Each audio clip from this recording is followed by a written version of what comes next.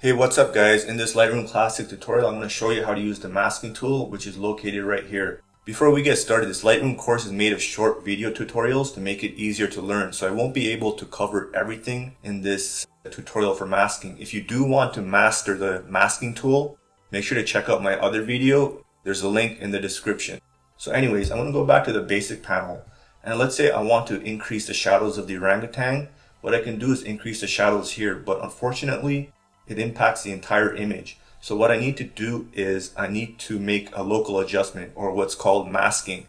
And that's exactly what I'm going to do with the masking tool right here.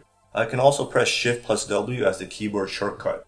So right now there's a few options available, but the tool I'm going to show you with this photo is the Radial Gradient. The Radial Gradient, it makes like a circular mask. So you see the plus sign on the screen while I'm moving around the mouse. I'm going to click with the mouse and hold, and then I'm going to create the mask. The mask covers the red overlay that you see on the screen right now. And I can change the size of the feather of the mask if I want.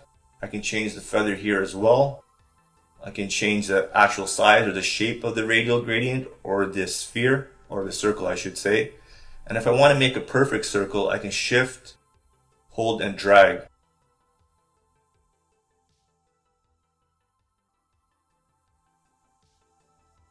And there you go. And now you can see the overlay. I can hide the overlay as well. You can change the color of the overlay if you like, but red is usually the general standard in photography. So I'll just stick with red. There's also different types of overlays. One of the ones I like is white on black. So this is the mask right here. But I'll go back to the color overlay. So right now, I'm going to make this mask a little bit better and increase the shadows and the shape. That looks good. I'm going to close this. And now I'm going to increase the shadows. So now as you can see, only the shadows or the dark area of the orangutan is being increased and the rest of the photo is not being affected. So let's see the before and after. So this is the before and this is the after. So I can still clean this image up a little bit more. I'll decrease the blacks, decrease the shadows. And now what I can do is I can add another mask if I want. I can create a mask here, create new mask. I can press on this plus sign, and this time I'm going to click on a brush. I'm going to paint in the mask. So with this brush, I can change the size, or I can press left square bracket or right square bracket as a keyboard shortcut. I can change the feather, keep the feather at 100, and the flow and the density, I'll keep it at 100. The flow and the density is pretty much affects the opacity of the brush. So make sure to check out my other tutorial on masking to get a better understanding of it.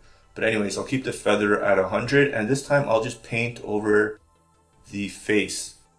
And with this mask, with the second mask selected, I'm just going to increase the shadows of the face and you'll see it change.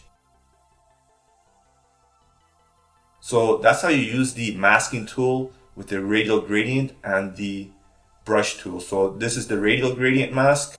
Let me turn on the overlay. The keyboard shortcut for the overlay is the letter O.